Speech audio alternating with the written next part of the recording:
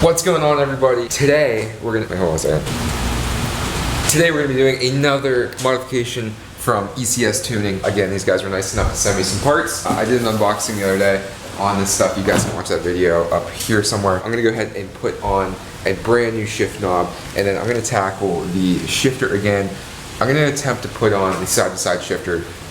Teddy, actually, almost a certified V-dub mechanic, told me that I could probably get the side-to-side down with just removing the battery tray, which I didn't do last time. Let's get to it. We have, let me put this down here somewhere. It's actually raining a lot out today. It's kind of nasty out.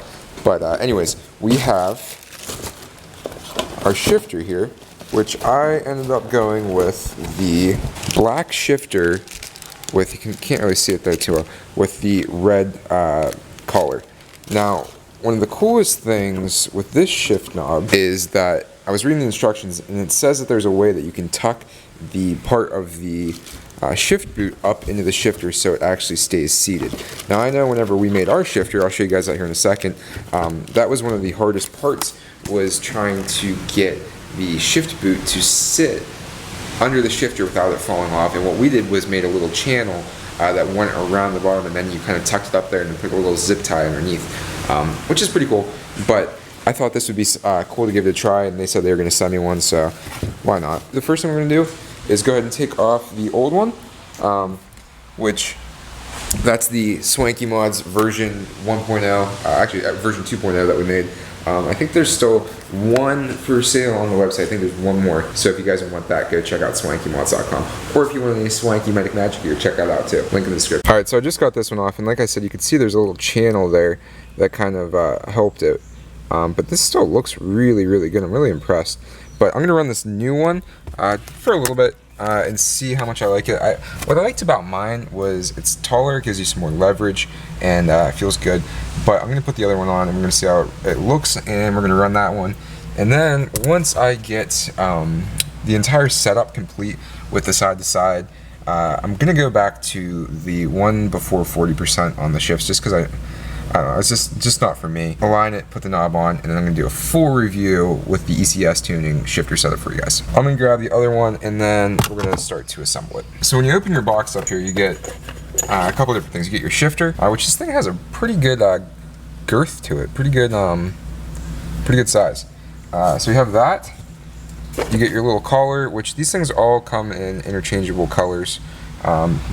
And then you get the bottom collar here. That's where the bottom of the shift knob, or the shift boot goes, and then you get 3 locking screws. So let's go ahead and install this. All right. So after reading the instructions, the way I understand this works is you drop this on first.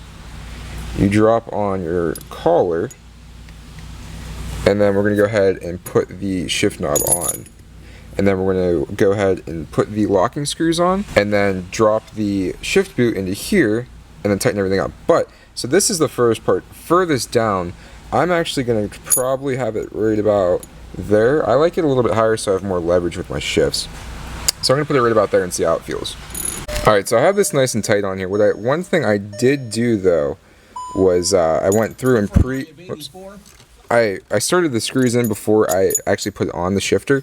That way I didn't have to try and do it with my fingers like real tight in there. But this spins a little bit, but it looks like that's the entire shaft spinning, or giving a little bit of play, so that looks alright.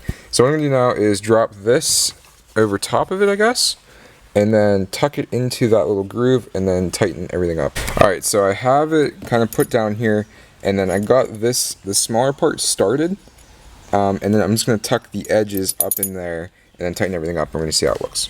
It's a little bit dark in here, guys, but you can kind of get the gist of it. Looks really good. Has a good feel to it.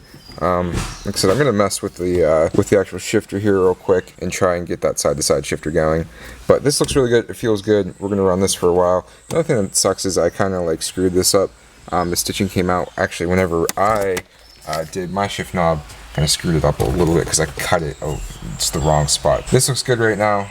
It looks kind of tall. I might drop it down, but I do like the leverage in the shifts. It makes it feel a little bit longer. So that actually might help me. Alright, let's dive into the engine bay. I swear I've had this freaking airbox out more than anything else in here. But anyways, I'm gonna disconnect the battery, get the battery box out, and then we're gonna see if this actually works. So I just had the battery out, and looking at this again and looking at the instructions from ECS Tuning, you definitely have to take out the transmission mount, the top transmission mount. So I'm gonna wait till we get up to the other shop. But Teddy got me again. But I'm going to, like I said, I'm gonna switch this over one, just from the 40 over to the next one over, just because it's a little much for me. And then I'm gonna button this all back up. And then we're going to talk about a couple more things with the GTI coming up here real soon. Alright, so everything is buttoned up. I got this back in.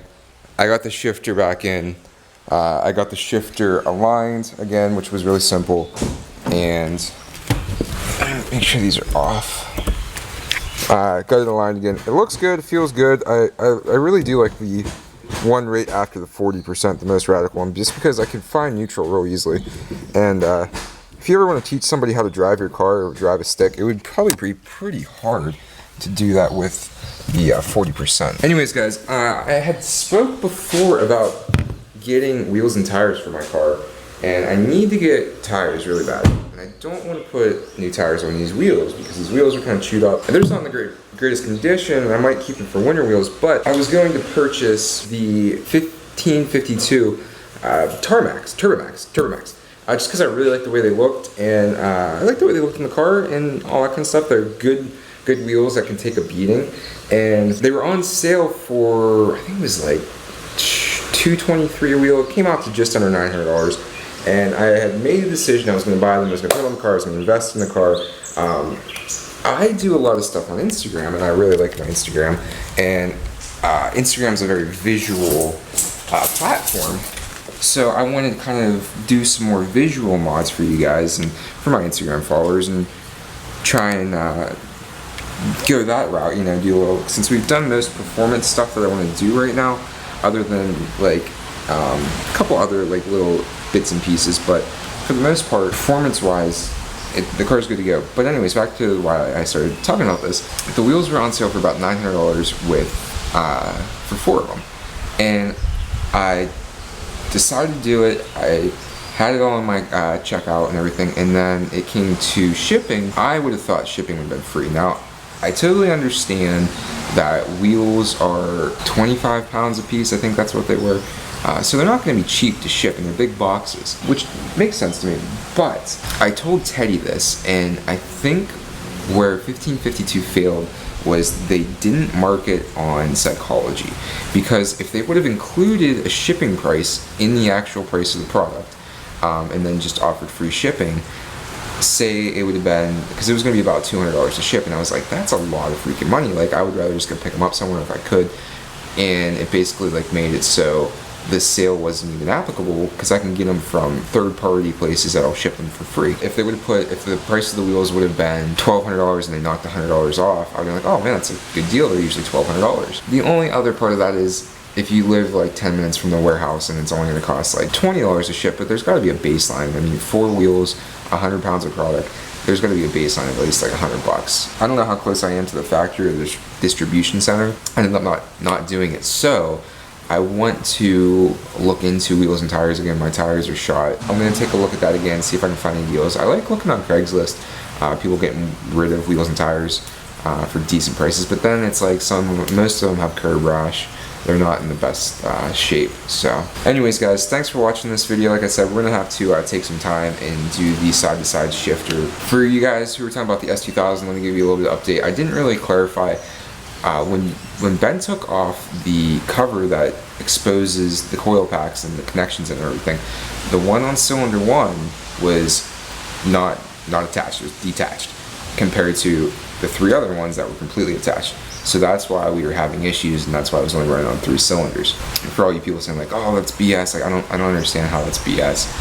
Whenever I got in the car, it felt super choppy, and I just figured, oh, is this what a Pro Tune built motor is supposed to feel like choppy in the beginning? Not the case. So the car's running a lot smoother. Hoping for good weather on Wednesday. We can go over, we're gonna do the same exact setup and see how she runs, how much better it is. Hopefully get our trap times, our trap speeds up, which makes more sense, and our times down. So just hope for good weather. It's calling for rain right now, but the weatherman has not been doing very good lately. So anyways, guys, thanks for watching this video. If you have any ideas on mods for the S2000 or the GTI that you want to see, let me know. Head over to my Instagram account again, and that's magic_. So, alright guys, I'll see you later. Have a good day. Stay classy.